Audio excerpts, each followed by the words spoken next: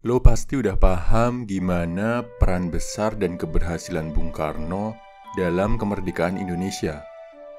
Tapi gue yakin banyak dari lo yang gak tahu besarnya pengorbanan dan penderitaan yang harus ditanggung Bung Karno dalam memerdekakan negara ini. Dan hal ini bakal gue bahas. Tujuannya biar kita para cowok paham kalau untuk meraih sesuatu yang besar perlu pengorbanan yang gak kalah besarnya. Bung Karno harus ditahan, dipenjara, dan diasingkan dulu karena niatnya memerdekakan Indonesia. Gak sekali, gak 2 kali bro, tapi sampai 3 kali dipenjara. Pertama kali dipenjara tahun 1929 saat masih berusia 28 tahun. Tentara Belanda dengan 50 pasukannya menyeret Bung Karno di pagi buta saat sedang kampanye PNI di Yogyakarta. Dibawa di gerbong kereta tanpa jendela.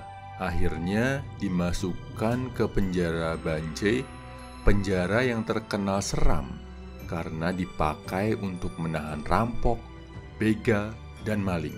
Bung Karno bercerita, "Begitu aku masuk, rambutku dipotong pendek sampai hampir gundul, dan aku disuruh memakai seragam tahanan berwarna biru dengan nomor punggungnya."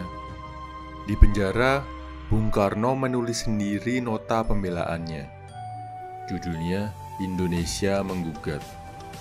Ditulis seadanya banget bro, beralaskan kaleng tempat kencing dan buang hajat.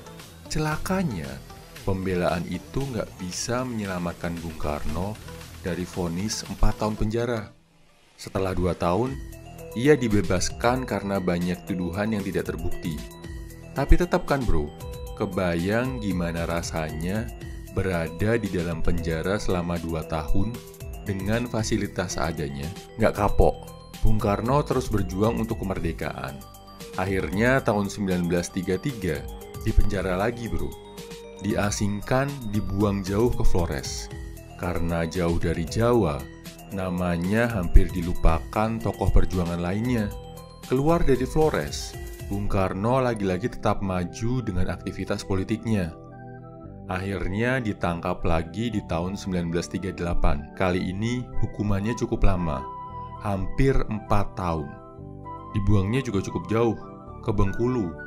Baru bebas lagi setelah penjajah Belanda angkat kaki, digantikan oleh Jepang. Kebayangkan, setidaknya Bung Karno menghabiskan waktu lebih dari 7 tahun di penjara. Nggak cuma penjara terseram, tapi juga di tanah pengasingan, jauh dari keluarga, saudara, dan teman seperjuangan. Tapi semangatnya nggak padam bro. Kebayang nggak kalau Bung Karno baper, galau, menyerah di penjara? Bisa-bisa nggak ada negara Indonesia. Dari sini, kita bisa ambil pelajaran bro. Buat jadi seorang legend, tokoh sekelas Bung Karno aja harus mengalami penderitaan yang nggak sebentar. Direndahkan, dibuang, dianggap kriminal. Pelajaran buat kita bro. Kalau kita mengalami kegagalan, jangan langsung menyerah. Kalau sekarang masih menderita, jangan putus asa bro. Coba terus, dan terus. Bangkit walau jatuh berkali-kali, kayak yang dilakukan Bung Karno. Jangan sampai lo baru gagal sekali langsung baper. Baru ditolak sekali udah menyerah. Malu bro sama arwah para pendiri bangsa. Sepanjang lo punya tujuan mulia dan lo konsisten memperjuangkannya, pasti akhirnya lo akan menikmati keberhasilan. Semangat bro, merdeka!